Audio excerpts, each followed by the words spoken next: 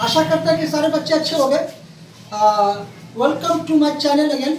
बच्चों, ऐसा लग रहा है कि आप लोगों को बहुत अच्छा लग रहा है मेरा वीडियो और काफ़ी देख रहे हैं, रिस्पॉन्स भी मिल रहा है, मुझे मोटिवेशन भी मिल रहा है। तो बच्चों, आज मैं RH फैक्टर के बारे में बताऊंगा। RH factor positive and negative, ये क्या होता है? प्राय सुनते हो कि बच्चों तुम लोग की जो कि इसका बी पॉजिटिव है, कोई पूछता होगा कि ब्लड ग्रुप क्या है, बी पॉजिटिव, कोई कहता होगा ए नेगेटिव, कोई ओ पॉजिटिव। आखिर है क्या, होता क्या है? तो बच्चों, ये RH फैक्टर से रिलेटेड होता है। और ये कैसे होता है? ये हेसस मंकी ऐसा बंदर जिसका मुंह देखोगे कि कोई बंदर का मुंह काफी लाल हो जाता है, चेहरा काफी लाल रहता है, उसको हेसस मंकी कहा जाता है। विनर साहब थे, एक तो वैज्ञानिक थे। विनर साहब ने क्या किया, उस पर रिसर्च करना शुरू किया कि आखिर इसका चेहरा इतना लाल क्यों है यहाँ पे। जब उन्होंने उनका ब्लड सैंपल लिया और उसको ब्लड का जब उन्होंने चेक किया, ठीक है, तो उसमें पाया गया क्या कि कुछ अलग तरह के स्ट्रक्चर, जैसे कि ब्लड ग्रुप में मैंने आपको बताया था कि किस तरह के स्ट्रक्चर होते हैं, ए का, बी का, ओ का, ए बी का। ये चारों तरह के जो ब्लड ग्रुप है उसके स्ट्रक्चर कैसे होते हैं मैंने आपको ब्लड ग्रुप में समझा दिया था। तो बच्चों, जब उन्होंने देखा तो देखता कि कुछ अजीब तरह का, हाँ, एक स्ट्रक्चर और देखा उन्होंने। तो फिर उनको लगा कि जी या फिर है क्या। तो बच्चों, जैसे कि मान लो कि हम यहाँ पर एक स्ट्रक्चर बना दिए, आप देख रहे हो कि आरबीसी है और इसमें एंटीजन ए होता है। तो ठीक है, एंटीजन ए आपने ब्लड ग्रुप में देखा होगा कि इसमें क्या होता है, इस तरह से स्ट्रक्चर होते हैं, आप देख पा रहे हो। हाँ, तो इसको हम कहते हैं कि एंटीजन ए, क्योंकि एंटीजन ए प्रोटीन लगा हुआ है। लेकिन उन्होंने क्या देखा, एक चौकोर स्ट्रक्चर, ये जो आप देख रहे हो बीच में इस तरह के चौकोर, यानी कि ये चौकोर टाइप का स्ट्रक्चर उन्होंने देखा। इनको बड़ा आश्चर्य लगा। उन्होंने बहुत सारे बंदरों का सैंपल लिया और देखा, तो बहुत सारे बंदरों में उन्होंने देखा कि चौकोर है और कुछ में नहीं भी था। तो बच्चों, उन्होंने नाम दिया इसका, हाँ, रेस, देख लो यहाँ पर हेसस फैक्टर, इन्होंने इनका नाम दिया, जिसको कहा जाता है RH फैक्टर। और जिसके ब्लड में ये मौजूद रहते हैं, उपस्थित रहते हैं, उसको हम कहते हैं कि RH पॉजिटिव।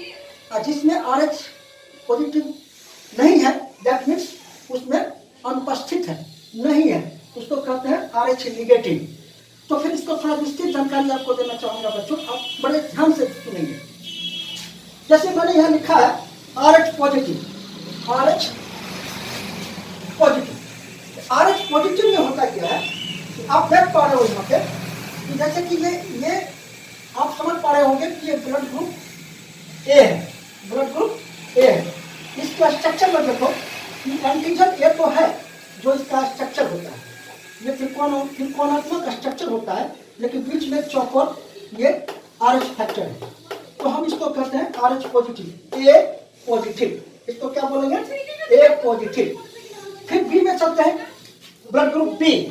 तो ब्लड ग्रुप बी के स्ट्रक्चर में देखेंगे कि आप देख पा रहे हो कि इसमें कप सेपरेट होता है, इस तरह से आपने ब्लड ग्रुप में देखा होगा तो मेरे पिछले वीडियो में।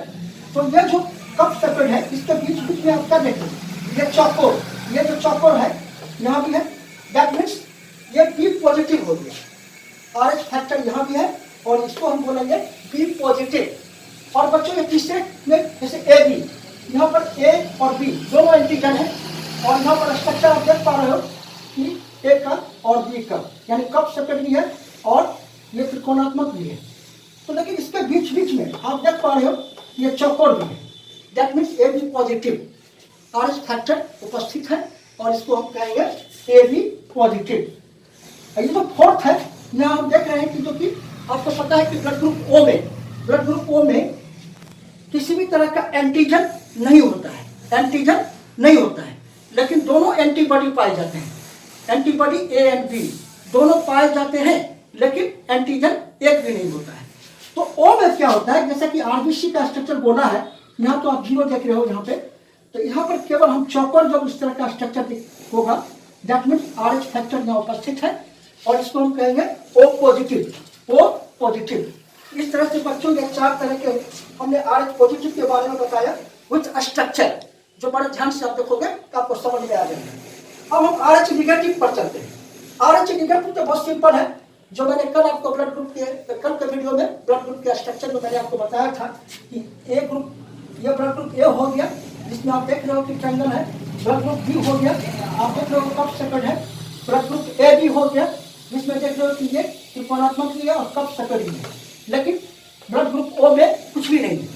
तो ये सिंपल है। तो यहाँ पर हम देख रहे हैं कि चौकोर कहीं भी नहीं है, चौकोर कहीं भी नहीं है। तो दैट मीन्स ये RH निगेटिव है, यानी A negative, B negative, A B negative and O negative. तो बच्चों इस तरह से ये आप देख पा रहे हो कि RH पॉजिटिव किसको बोलेंगे और RH निगेटिव किसको बोलेंगे। और सबसे बड़ी बात अब हम नेक्स्ट आपको बताने जा रहे हैं कि यूनिवर्सल डोनर, यूनिवर्सल डोनर किसको कहें। तो डोनर का मतलब क्या होता है, दाता, दान देने वाला।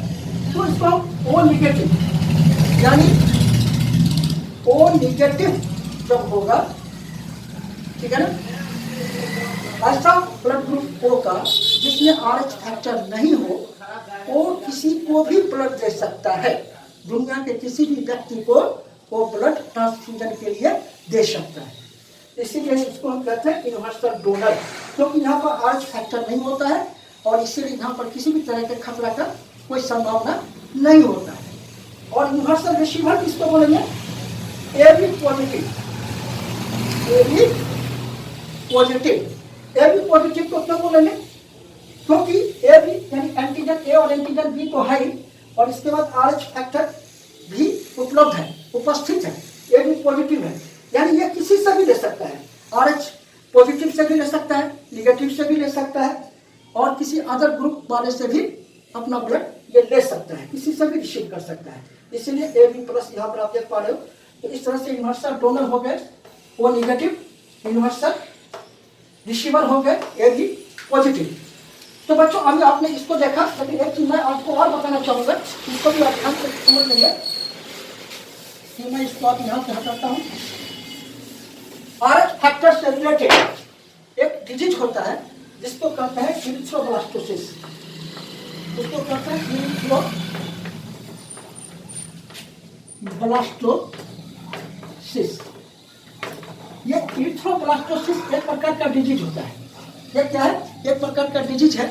आप देखते हो कि अपने मोहल्ले में या अपने समाज में और कहीं भी क्या होता है ना, बहुत सारे पेरेंट्स ऐसे हैं कि they are able only to bear only one single child.